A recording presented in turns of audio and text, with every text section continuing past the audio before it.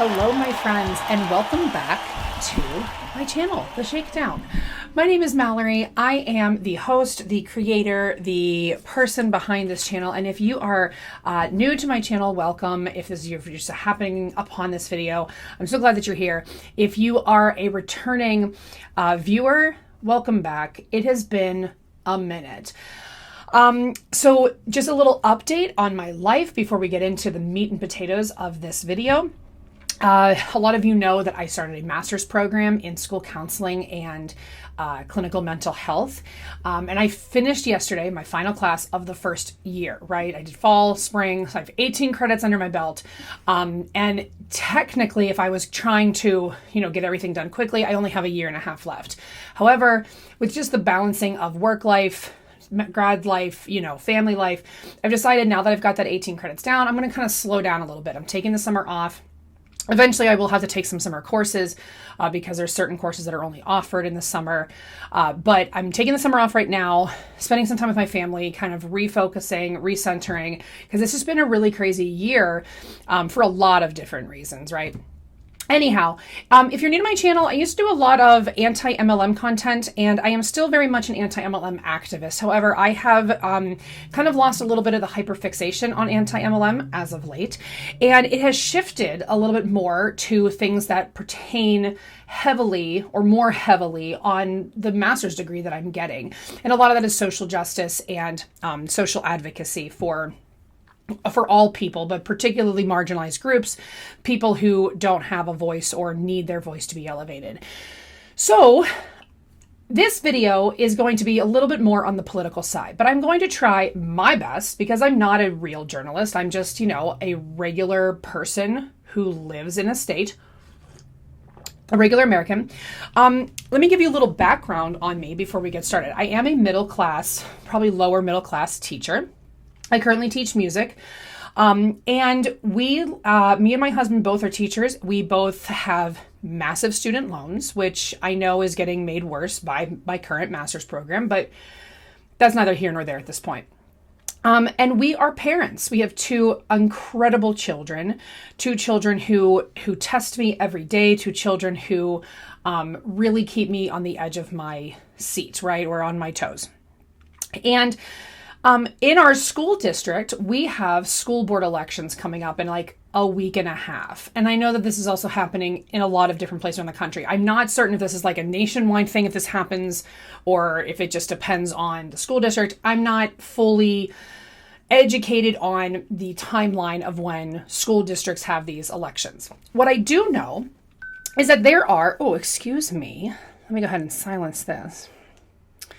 What I do know is that there are candidates for school board that are endorsed by a group called Moms for Liberty. Moms for Liberty is this group. And I had heard some negative things about them, and then I'd heard some positive things about them, but I will put the caveat that the positive things about them do not line up with things that I think are positive, okay? So first, I want to just define the word liberty, right? Because we have like an understanding in this country that we were founded on, why can't I think? Life, liberty, and the pursuit of happiness, right? That's what we are all supposed to have. Well, Moms for Liberty claims that they are for liberty of parental rights. On their websites, they say, standing up for parental rights at all government level. So parental rights, that's an interesting point, and we're absolutely going to get back to parental rights. So the definition of liberty, right? The state of being free within society from oppressive restrictions imposed by authority on one's way of life, behavior, or political views. The power or scope to act as one pleases. Okay, so that's a really interesting, that is the definition. And I find it very interesting that this is the word that they use to describe what they're trying to do. So I went to the Moms for Liberty website, and I'll show it to you here. They have this quote right next to this picture of this lovely child. Children should be educated and instructed in the principles of freedom, John Adams. Now, their mission statement, if you look here, is one sentence, and the vision statement is a very small sentence. Now, typically, mission statements don't have to be long paragraphs full, okay? But I'm going to read you this mission statement and another mission statement to kind of give you just a comparison. And you can kind of tell me in the comments what you think the glaring differences are that I see or what you see. So Moms for Liberty mission statement says, Moms for Liberty is dedicated to fighting for the survival of America by unifying, educating, and empowering parents to defend their parental rights at all levels of government. Now, that's interesting that they use words like unifying, educating, and empowering. Their vision is Americans empowered and thriving in a culture of liberty. Now, I went ahead and looked up a couple different mission statements of other social activist groups. So, for example, the Black Lives Matter mission statement says, Black Lives Matter Global Network Foundation is working inside and outside of the system to heal the past, reimagine the present, and invest in the future of Black lives through policy change, investment in our communities, and a commitment to arts and culture. Their vision statement is, Black Lives Matter Global Network Foundation imagines a world where Black people across the diaspora thrive, experience joy, and are not defined by their struggles. By achieving liberation, we envision a future that is fully divested from police, prisons, and all punishment paradigms to be replaced with investment into justice, joy, and culture. That's a lot more words that are well thought out and eloquent, in my humble opinion. Another example of a mission statement is the ACLU. The ACLU of PA, that's the first one that came up and I just took it, defends and promotes the fundamental principles and values protected by the constitutions of the United States and of the Commonwealth of Pennsylvania, as well as by national, state, and local civil rights laws. So backing up to the Moms of Liberty mission statement, they want to unify and educate and empower parents to defend their parental rights at all levels of government. They want Americans to be empowered and thriving in a culture of liberty.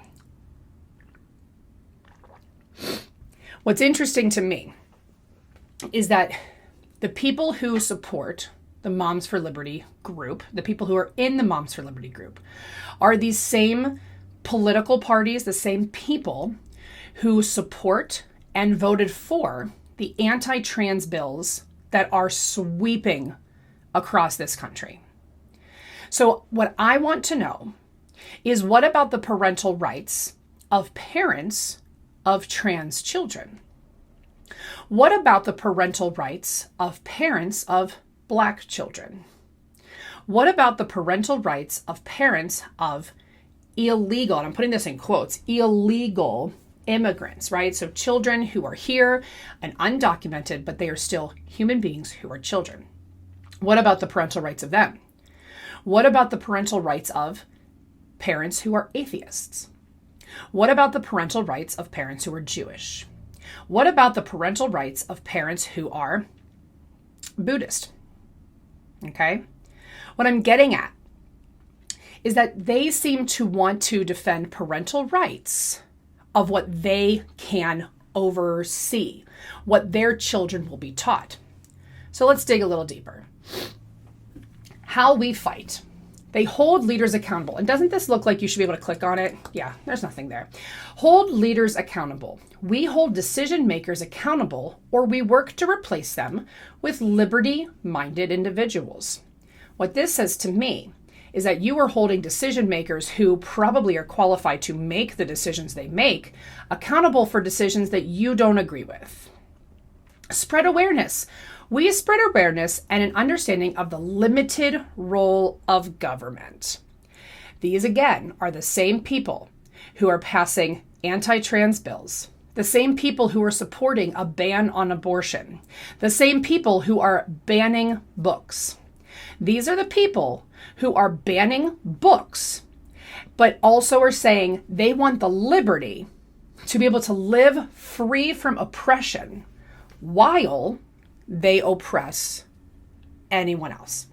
Oppose government overreach. We stand together against government overreach and intimidation tactics. Interesting. This video above here, and I'm not going to take the time to watch it on this video, is about mask mandates for children. Okay. Because they believe that was a government overreach. I'm not doing a very good job at not being biased. I should have known better. Promote liberty. We promote teaching the principles of liberty in our homes and community. Now, here's what's interesting. We promote teaching the principles of liberty in our homes and community. They don't say schools.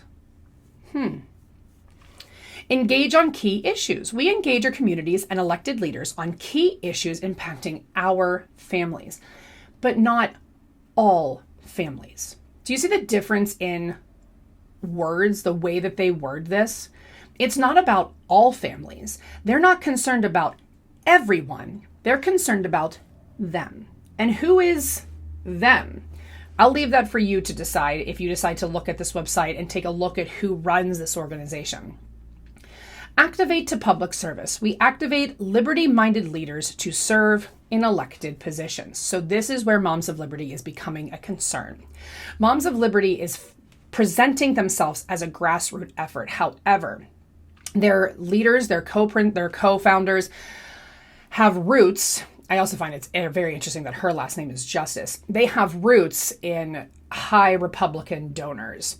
I don't have that. I'm going to make another video about that because there's a lot more research I want to do. But because what I'm going to do today is react to one of their articles of literature they've put out. But they're not grassroots funded. They are Republican funded, okay? Very conservative funded. So as I was looking through their website, I found this SEL packet, Social Emotional Learning. Now, I have mentioned I am a teacher. I am in school to be a school counselor and a clinical mental health professional. So I'm very familiar with social emotional learning. Social emotional learning, in a nutshell, to just put it in very simple terms, is providing students with the tools they need to process feelings, emotions, to be able to empathize with their peers, and to see outside of themselves that the world does not revolve around them. It also provides them the tools to deal with trauma. It provides them the tools that if there is something terrible happening at home, they know that in school, there is a place they can go to address the issue. They have a counselor. They have systems in place. Social emotional learning is at its root there to provide for children and to help them grow and be adjusted adults. And it also, and this is my opinion of it, but it works to break generational patterns and generational trauma. But their document says, don't be fooled by the title, a guide for parents. So they break it down into what is it, framework and programs, trauma informed, and my favorite hot button word, critical race theory. Let's go. What is it? Social emotional learning is an educational method that focuses on emotions, identities, and ideological persuasion. Oh, ideological persuasion. The definition of SEL from the CASEL, C-A-S-E-L, I'm not sure exactly how to say that because I've always seen it in writing, framework, is we define social and emotional learning as an integral part of education and human development. SEL is the process through which all young people and adults acquire and apply the knowledge, skills, and attitudes to develop healthy identities, manage emotions, and achieve personal and collective goals, feel and show empathy for others, establish and maintain supportive relationships, and make responsible and caring decisions. SEL advances educational equity and excellence through authentic school, family, community partnerships to establish learning environments and experiences that feature trusting and collaborative relationships, rigorous and meaningful curriculum and instruction, and ongoing evaluation. SEL can help address various forms of inequity and empower young people and adults to co-create thriving schools and contribute to safe and healthy and just communities. So backing up to their definitions, it focuses on emotions, identities, and ideological persuasion. So they took all of that, boiled it down to 3 things, and threw in the word persuasion to make you think that that SEL is trying to indoctrinate or tell your children one way to live. What SEL does is acknowledges that there are so many different ways to process emotions, to feel, how to think, how people will think, not how to think, how people think. There are so many different ways. Let's keep looking at this. The organization that defines SEL is the Collaborative for Academic, Social, and Emotional Learning, CASEL. SEL required a systemic transformation that has significantly altered the teaching practices, discipline policies, counseling services, and school culture. So for those of us who were in school, like a long time ago, you might remember that what our school culture was very much black and white. You either did the thing or you didn't do the thing. And there was no nuance to why you might not do the thing. You either did your homework or you got a 0. There was no consideration for whether or not maybe your parents had split up the night before and you could not do your homework because you were sitting up in bed listening to your parents argue. There was no consideration for maybe you are helping your mother take care of all of the children because dad is sick, dad has left, mom has left, okay? Many different situations. You've not taken into consideration that maybe your student is falling asleep in class because it's Ramadan and that religion fasts during Ramadan during the day, and some children might seem lethargic or tired. When we were in school, those things were not taken into consideration. Now they are. And that's a wonderful thing. But for some people, that seems like making excuses. And what that boils down to is to the mentality of I didn't experience it, therefore it's not real. The same mentality of if I can do it, so can you.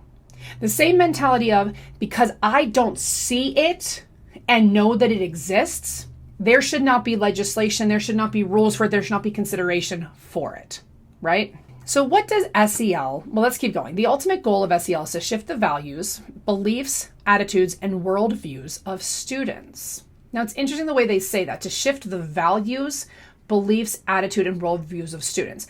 I don't know that I would say it's to shift, but to open up, right? The goal is to psychologically, here comes some really good buzzwords.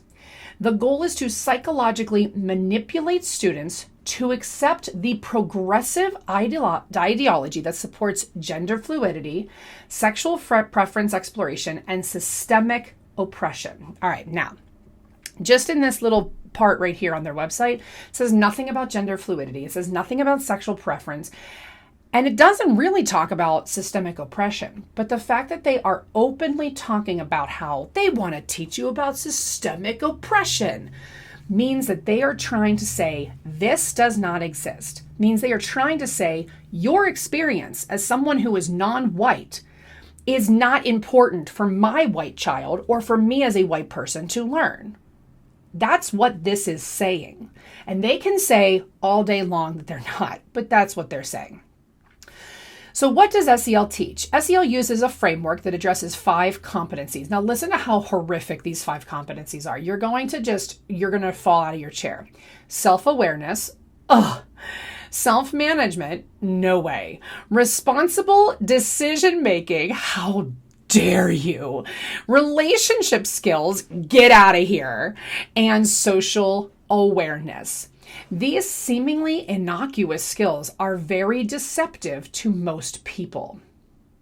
The problem is these skills are delivered to students through an equity lens, aka the viewpoint of someone who believes America is systemically racist and oppressive. Okay, I thought this was going to be a short video, but honestly, good Lord. To view the world through an equity lens is not to then view America or say that I believe America is systemically racist and oppressive. But both things, but America is. America is systemically racist and oppressive. That does not mean that everyone in America is racist and oppressive. It means that we were raised around racist practices, ideology, the way that race was incorporated into laws that were created, right? An equity lens means that Everyone receives the tools they need to succeed. Everyone receives the tools they need to succeed. That's equity. Equity is saying that if I go to school with another student who has any kind of learning disability, right?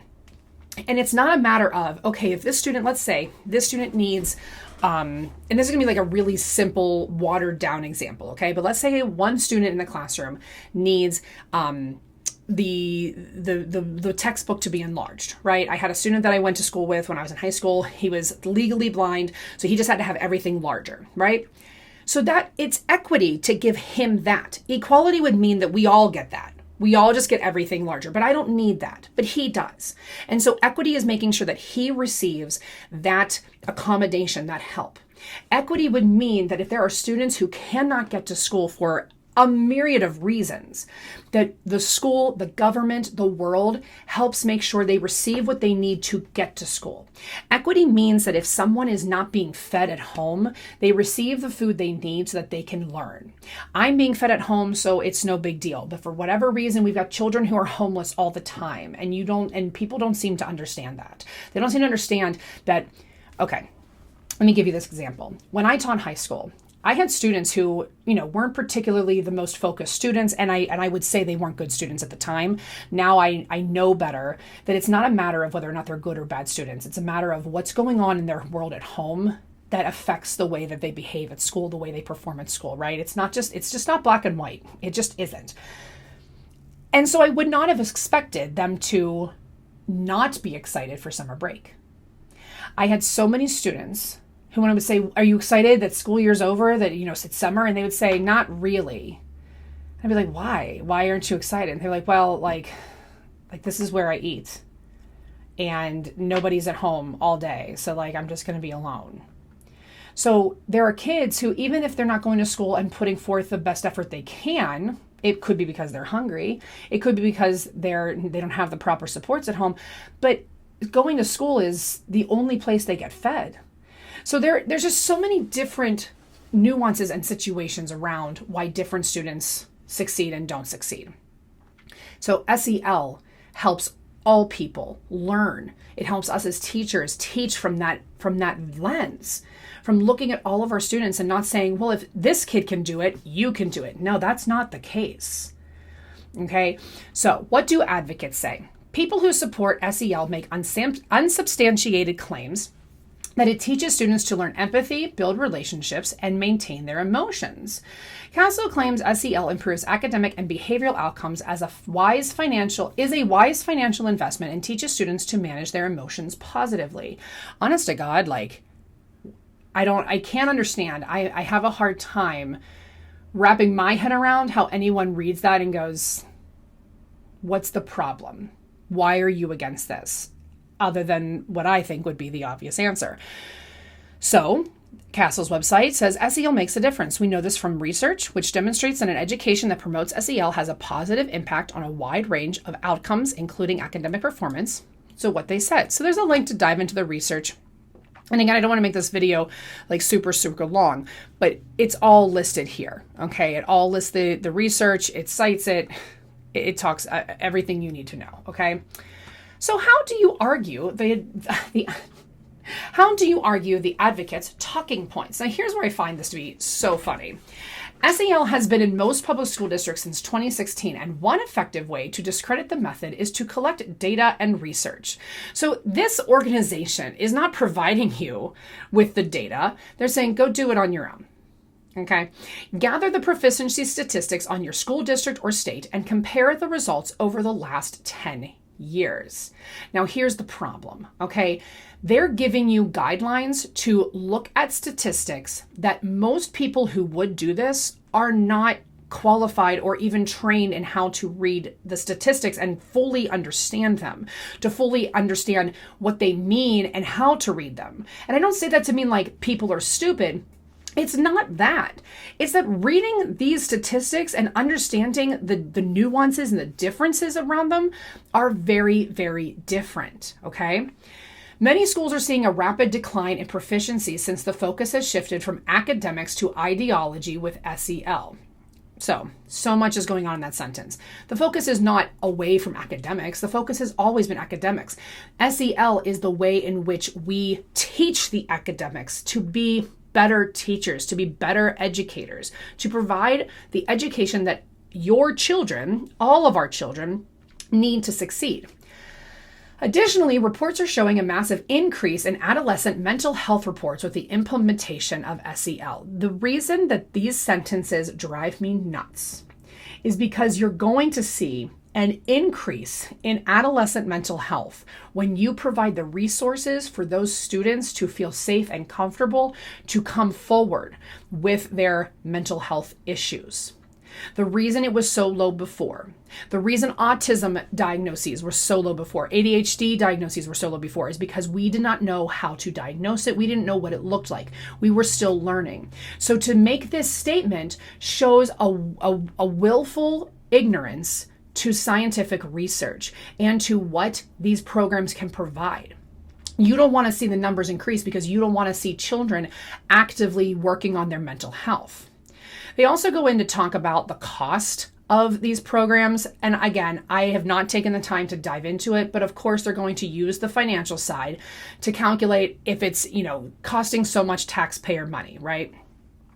And maybe it is costing a lot of money, but I say if we're going to spend money on our children, it better be to make them way more adjusted adults who won't create groups like this. So the frameworks and the programs. SEL is defined by CASEL, and it claims to improve academic, behavioral, and social outcomes. CASEL is an organization that provides a national framework for the implementation of SEL. Schools can choose from over 100 SEL programs such as Second Step, Leader in Me, and Character Strong. Wow, those sound... What is the problem with these? Since SEL programs follow CASEL guidelines, updates, and framework, the people who control CASEL ultimately control our education system. So here's where we get into the conspiracy theory, saying that the people who have created this CASEL control the entire education system. Actually, who controls the entire education system is the government. And my big issue with the government is that people are creating laws around the government that know nothing, or laws around education that have never been in a classroom. But that's a whole other video for a whole other day. In 2016, most of the public education system was using CASEL SEL in some way. Once the practice had saturated the system, CASEL took advantage of this influence and moved the goalpost. So see how they're using buzzwords, took advantage of this influence, right? The original definition of SEL used mostly innocuous language that sounded like skills most people want children to acquire, such as managing emotions, achieving goals, making responsible decisions, and applying knowledge. In 2020, CASEL announced the needs of students required an update to the definition of SEL, aka moving the goalpost. Now, here's what's interesting. They call it moving the goalpost, but what it is once you start implementing a program, once you start seeing what the actual needs of students are, you make changes, you update, you create amendments, because not everything can stay the same, right? The new definition made by the agenda of SEL clear. The collective Marxist society that SEL seeks began to reveal itself by describing the updated version as a school-family community partnership addressing various forms of inequity and contributing to just societies. Yes, that is what we read. SEL programs follow CASEL's updates whenever they decide to shift their guidelines, vision, and mission. So again, they're using this as a term of, they're trying to make you think that they're flip-flopping. That CASEL is just like, we want to change it. It's all part of this big plot. What it is, in reality, is they are seeing, here's where there is a need. Here's where there is a gap. Here is what children need. Here's what communities need. Here's what schools need. I have a question for Moms of Liberty, if any of you are watching. I live in a school district that started doing a once a month food pantry pop-up. It is open to all families in the school district. You drive up, you open up your trunk, and the volunteers unload a ton of food donated from Sam's Club, Aldi, our local grocery store, so much food to help feed the district. Do you have a problem with that? And if you don't, I want you to explain to me why that's okay, but then teaching our children why we do that. Is it okay to do it but not teach the school district why we're doing it? Because to teach them why we're doing it would be to show them that there is inequity in our district, that not everyone has food. Another problem with SEL programs is that they are extremely deceptive. Tell me more. Many SEL programs use different terminology to identify the goals and competencies taught. However, they all follow the CASEL framework. This scheme has made it difficult to parents to realize that they are all the same. This is not a scheme. You can have a framework of what things, the way that things are going to be structured, and then there are different goals within that framework, different competencies.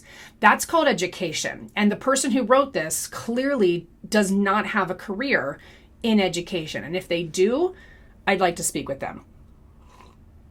So what is the SEL framework? CASEL provides a framework that creates the foundation for SEL implementation. The framework has 5 competencies. They claim SEL will teach children to make them more successful in life. They claim will teach children to make them more successful in life. What is the problem with that? The competencies are self-awareness. We already listed these. Self-awareness, self-management, responsible decision-making, relationship skills, and social awareness. So here's where they have a problem with this graphic, right? Additionally, the framework has 4 outer rings: classrooms, schools, family and caregivers, and communities. The broad scope of impact is because SEL is being used to create systemic change in society. This is what this is, okay? SEL is a framework to help all people become more empathic, I never said that word right, empathic, compassionate, understanding, to look at every situation with a fine-tooth comb and that make sure that it's not black and white, to give everyone the benefit of the doubt, right? They don't want that. They want it to be, this is what this is, and if you disagree with it, you're wrong, get out. So what is the problem? Although the SEL framework appears to be well-meaning, the deceit is within the delivery of these competencies. SEL teaches children to adopt the skills through an equity lens. Again, we've talked about what equity is. Equity is making sure that everyone has the resources they need in order to succeed, aka the viewpoint of a critical race theorist. So they've now changed the definition of the equity lens, right? Because first, equity was the viewpoint of someone who believes America is systemically racist and oppressive. And now down here, which it still is kind of all the same, but a little different, the viewpoint of a critical race theorist. Now they're using more buzzwords because conservatives on the right are very angry about the word critical race theory, or the phrase. The purpose of SEL is to change the consciousness, attitudes, values, beliefs, morals, and worldview of the children to view America as a society that gives privileges to some and oppresses others. It is a 12+ year brainwashing program to create agents of social change who will dismantle the inequitable systems, which is America. So here's where they're trying to twist all this. They are not trying to have children view America now. Does America right now give privilege to some and oppress others? Yes. And is that what America was built on? Yes. There are certain ways that people treat me that are very different than anyone who is darker skinned than me. That's just the way it's set up. And it's not okay. And we are teaching our children that this is the way things are and it needs to change. They have a problem with that because they don't want that to change. A 12-year brainwashing program to create agents of social change who will dismantle the inequitable systems. So they are saying that they think America is an inequitable system. So they're trying to spin this as doing this will dismantle America. Doing this will make America what it's supposed to be. The land of the free, home of the brave, yada, yada. A land where people are educated and compassionate, not bigoted and cold and wrong. So the process, let's look at self-awareness. Identify your race, socioeconomic status, gender, sexuality, and group identity. Then use your identity to determine if you are a privileged member of society or oppressed.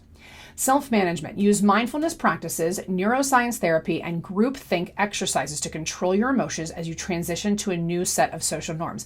This is such a twisted and loaded language to make you think it's like joining a cult. So let me give you an example of developmental tasks. on the preschool level. Begin peer interaction while managing emotional arousal, right? So when things get crazy for young preschoolers and they don't know how to control their emotions, this helps them start learning how to control their emotions.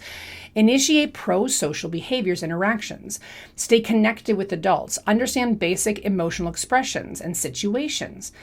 All the way to the high school level. Achieve more mature relationships with others. Oh no, how terrible. Understand unique emotional perspectives. That's so crucial for all people to understand that someone might react differently to a situation because of their lived experience. What might be an overreaction to you may not be an overreaction to someone else because you did not live their life. But people so often say, well, if I didn't react that way, there's no need for you to react that way. And they're just assuming that your experience is the same as my experience, right? Form an individuated personal identity. Now, what's interesting is that they're trying to say that this is a bad thing. It's not bad to let people form their identity, explore their identity, and not be oppressed for it. We have so much research that shows when you allow students to explore who they are, think about, especially when I spoke earlier about trans kids, especially when we have those situations, these kids need that support in order for them to live. Okay. I'm not going to get into the research right now, but I mean, it gender affirming care, SEL, this kind of stuff saves lives and it saves children's lives. All right. Let's look at the responsible decision making. Make decisions based solely on if your identity qualifies as privileged or oppressed and what is best for the group collective priorities. This is such loaded language because it's not just as simple as, oh, because I am a white person, I can't make this decision because I am a privileged white person. Well, that is actually teaching you that certain decisions are going to be different for you than they are for people of any different color other than white. Social awareness, training to become a social justice warrior who will work to disrupt and dismantle America. What this means is learning. Training is such a loaded word, right? Learning to become a social justice warrior. And we're not teaching children how to be warriors. We're teaching them how they can affect change, how they can see the injustice and the mistreatment of others, and then work to dismantle those systems. But see, this is acknowledging that America is based on very specific systems, and America is functioning the way it was designed to function. America is working exactly the way it was designed to function. They don't want anybody to become aware of that. See, when you're the oppressor, you don't want the oppressed to become educated on what it is you're doing. SEL seeks to educate all people on all of the things that are being done. And the people who are doing the oppressing do not want to be exposed. I skipped over relationship skills. Learn how to build personal relationships with people you don't agree with because of mob rules. Rule/control by a group of people through intimidation and fear of retaliation. Here's the thing. The mob rules is the idea that anybody that is different than you, you just join the mob and take them down, right? And you can have a personal relationship with people that you don't agree with. You don't have to agree with every single thing a person says or does. But as long as your disagreements don't oppress their right to exist and to live, then you can still function with each other. So what can you do? Break the code. Educate your community on the real meaning of the innocuous language used with SEL. So translation, educate, try to convince your community that all of this is loaded language and it's really buzzword. Now here, I want to move to this trauma-informed. Social emotional learning is a trauma-informed mental health practice designed to psychologically manipulate participants into the desired mindset. Typically, when people think of a child who has legitimately been impacted by trauma, they think of individual circumstances such as severe neglect, abuse, sudden loss, etc. However, when SEL was implemented into the education system, advocates expanded the definition of trauma to include historical trauma, such as slavery, or what they perceive as systemic racism and oppression, and intergenerational trauma passed down through generations. So again, this is them trying to say, nothing that happened in the past has any meaning now. It does not affect you now, and you can't have trauma because of something that happened before. However, the trauma that happened before informed the systems that are in place that are affecting these people now. So they're trying to tell you what you can and cannot be traumatized. They're trying to tell you that if another Black person is gunned down in cold blood, that other Black people can't experience trauma even if they didn't know that person. That's what they're essentially saying. So what is the problem according to Moms of Liberty? Trauma-informed SEL includes systemic racism oppression as a legitimate cause of trauma. It justified placing every single student into Tier 1 of a multi-system of support, MTSS. Most parents do not realize SEL automatically place their child into a mental health intervention program. So now they're phrasing this to make it seem like every child's in a mental health program, right? A whole school intervention means that maybe the teachers are just incorporating an extra lesson with, into this lesson about whatever they're teaching. They're also going to incorporate some sort of additional lesson about oppression and the way that these systems work. Maybe they're going to hold an assembly where they're going to talk about it. It's not this huge program that they're making it out to be. MTSS is a framework that helps educators determine academic and behavioral strategies for students with various needs. How is that bad? Before the implementation of SEL, MTSS was used as support for individual academic and behavioral needs. Many people don't realize MTSS is used by SEL as a treatment for collective needs, group think. That's not group think. That's not groupthink. For example, traditionally a child that displayed significant behavior concerns would be supported individually, but under SEL, the entire class must be involved in the intervention so that they can learn to deal with it together. That's a very gross oversimplification and not at all accurate. If one student needs support, that student gets support. But if that student is displaying a behavior that is the cause of a larger problem, that is in the entire classroom, they are identifying that and addressing the issue at large. Because again, not everything is black and white. Additionally, the trauma-informed practices of SEL are meant to be proactive. This means universal screeners are used to psychologically profile children as a way to target at-risk students. School counselors, teachers, and administrators use the data from the screeners to implement increased interventions for anyone whom they determine may need additional mental health support. The universal screeners are often given to students as a questionnaire survey, and the questions can appear harmless. The questions are harmless. The questions are the school's way of providing students a safe and sometimes completely anonymous way to express what they're feeling, what they're experiencing, so the school can say, how can we support you? How can we give you what you need to succeed? And these parents are saying, don't you freaking dare. One example of a universal screener question is, do you ever worry? The student would use a scale to indicate the extent that they worry. Depending on where the student ranks compared to the other students, they may be chosen to receive additional support. Oh no.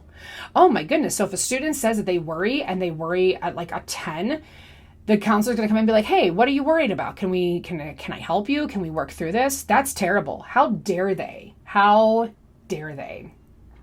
This could include group interventions or individual sessions with school counselors who support an extremely progressive ideology, including gender fluidity and the sexualization of minors. Incredibly, school counselors have the power to determine if withholding this information from the parent is the best interest of the student. Here's where we're talking about trans issues and just all LGBTQ issues.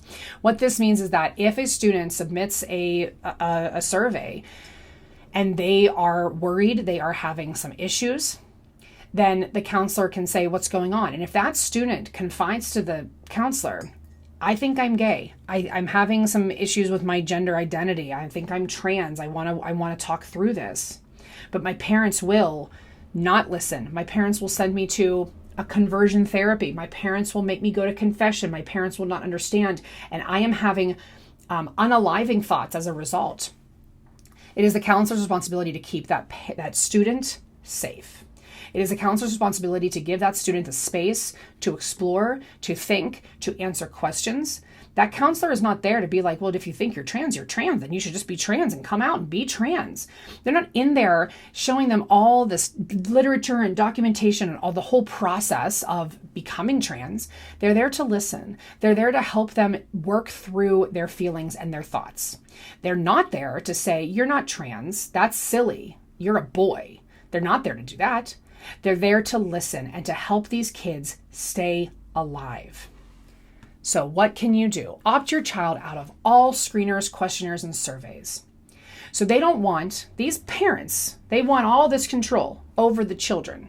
They don't want the school to support them in any way. They want them to teach what was in the history books that doesn't talk about oppression, that doesn't talk about systemic racism. They don't want any of that. Now, this is getting a little bit long and I don't want to spend too much time, but it talks about critical race theory.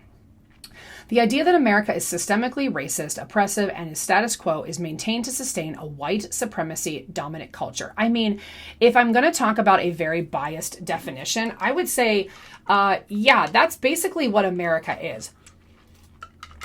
America was founded.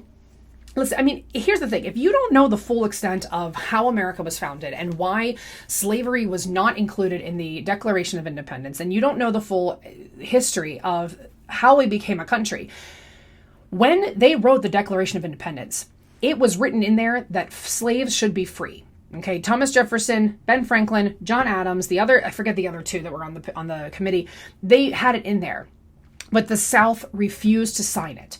And the South had said, we will not sign this unless it's unanimous. So first it had to be unanimous. And then second, they said, we will not sign this unless you remove this. This has to be taken out. And those founding fathers were forced to look to weigh the cost, right? And what an impossible decision to make. I could say that it's wrong. And I could also say they had to make the choice they made, right? They had to weigh the lives of all Black people, of all slaves, against whether or not they would be free.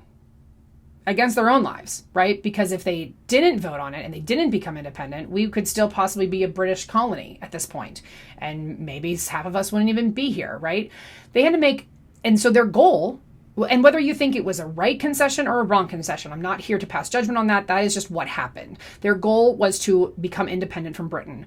And at that moment, that's what the concession had to be. So that was taken out. So then the South, I mean, and like, if you don't even know what the Civil War was about, like, come on. So the Civil War was about because they wanted to keep the slaves. Like, it's all rooted in systemic oppression. The fact that we were not taught in school that when the slaves were freed, right? We were just taught like they were freed. Abraham Lincoln did this great thing. And it was like, oh, cool. They were freed. Awesome. What's the problem now? We were not told to think about the fact that once they were freed, they no longer had a place to live because no one was allowed to own slaves anymore. So either if they were to stay working there, the slave owners now had to employ them and pay them. And they weren't going to do that. So they had nowhere to live. But then it turned into slave labor being paid for pennies because people were looking for work.